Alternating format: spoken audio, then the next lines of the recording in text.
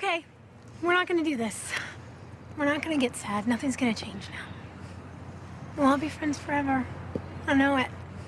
Look, in 4 years, we're gonna be right back here.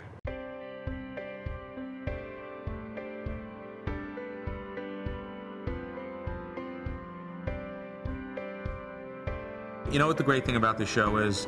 We got the characters that you fell in love with for the last 4 years, but they're back 4 years ahead, so their lives are a lot more interesting and a lot more complicated. And to be honest, the scripts have never been better. The storyline's never been better. And we've added new characters that will sort of enhance the storylines and add for more complications. I thought it was a cool way to keep the show going and freshen it up. A lot of people were nervous. I can tell you how excited I am at the opportunity to jump ahead and explore the lives of the characters, especially considering the mystery of what's happened along the way.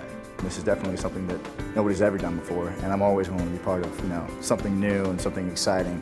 Okay, everyone's in. They've got their seatbelts on. Let's drive.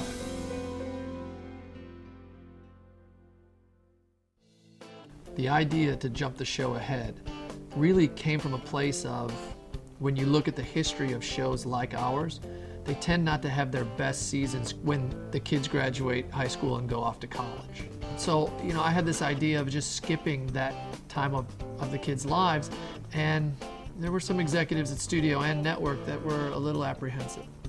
And I was very honest with them. I said, look, it's not math or science. There's no right or wrong. So I can't tell you if it's going to work or if our fan base is going to love it or hate it, but my instincts are telling me that this is the right thing to do.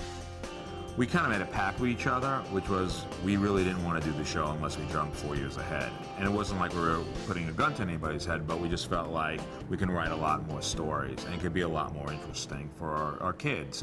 When I went in to pitch the show, and when I sat down to write the first episode of season 5, I realized that I was really writing 2 different shows.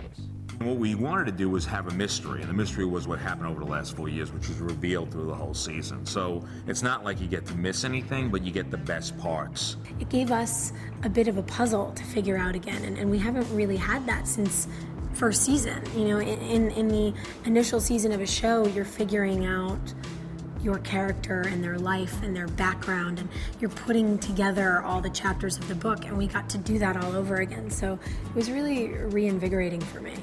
The opportunity to play our real age is awesome, and it really opens up a lot of doors for us too. We already did all the college stuff in high school. It was very inappropriate. What would you do in college? Have sex with your professor? We had that already. The drug thing, we did it for a season. Like, everything had been done. Makes you a little bit nervous just because you don't know what to expect, but, I trusted Mark and, our writers and producers and everything. I knew that they were going to make it great, and they did. It allows us to be a little more complex because the characters are older, and so we can do, some more interesting things, and it's not just high school love triangles. Now it's work and family. I wrote and directed the finale of season 4, and I made a decision at that time that I wanted closure. Their lives and that era of their lives was ending. Our mystery and our cliffhangers are in a 4-year time period that the fans aren't going to see, and when we drop back into the new world, what happened? Sometimes it feels like it was yesterday. And sometimes it feels like someone else's memory.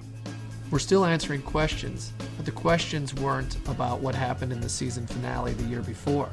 The questions now were about, what do the characters look like? What are their jobs?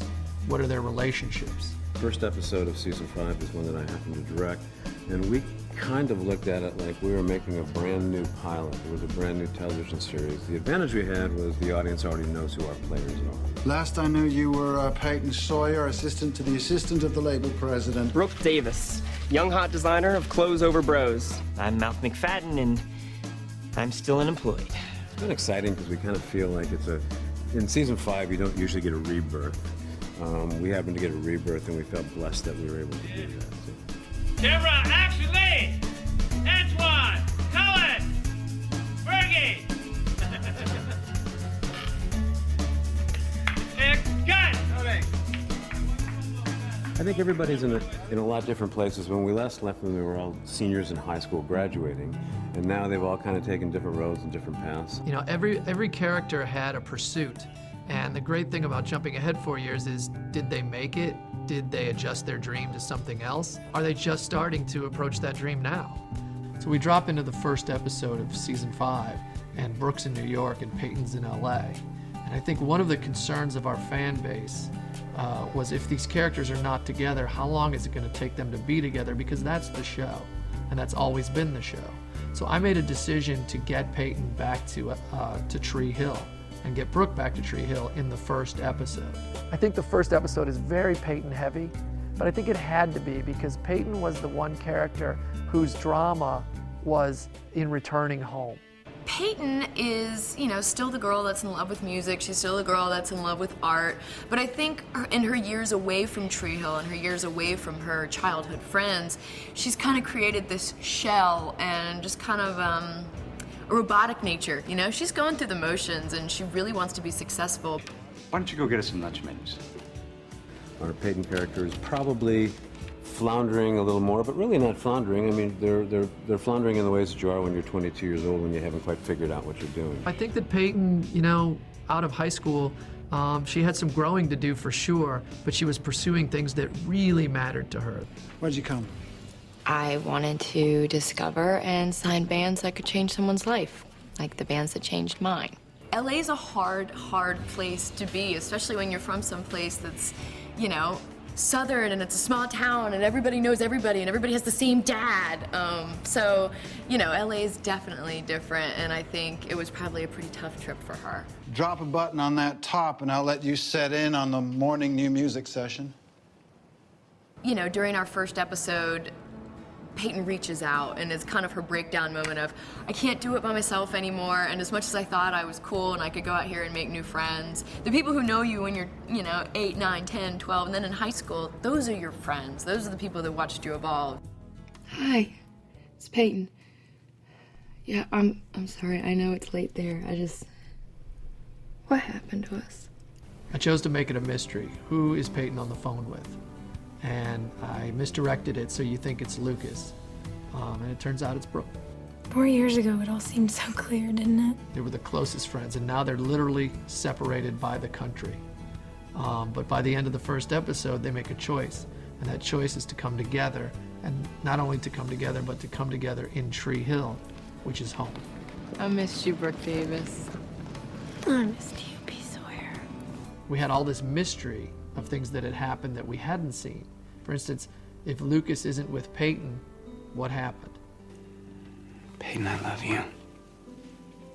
And I want us to be together forever. Luke, wait.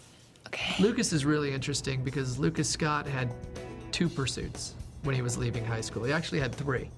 He was in love with Peyton Sawyer, he was writing a novel, and he was going off to coach basketball.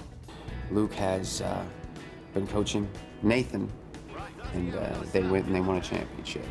Sorry, Coach. What's the game plan? You tell me. Being on the sidelines, that works for me. It works for me, being the man, being the adult, being able to instruct and use my education of the game and just take it all and put it into one and create a great relationship and a family among these kids. Being able to bring him home and still have the influence of the Ravens team is something that we are interested in exploring. Well, congratulations, man. You are the new Tree Hill Ravens. Let's go to work. In the entire first 4 seasons, I never went behind the desk.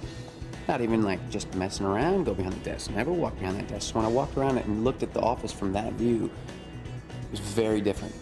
It was kind of cool. I enjoyed it. Now I get to sit in my power chair, and I always have this little power sit when I'm sitting there. Let me tell you how it's gonna go. I'm loving it, loving every minute. At the same time, over the last 4 years, Lucas has been a fantastic uncle to little Jamie, Nathan and Haley's son. Lucas had a very influential uncle in his life. Now Lucas is that influential uncle.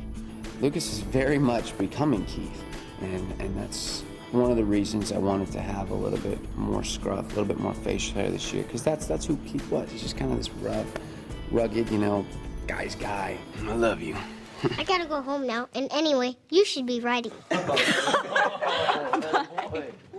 I don't want to hear.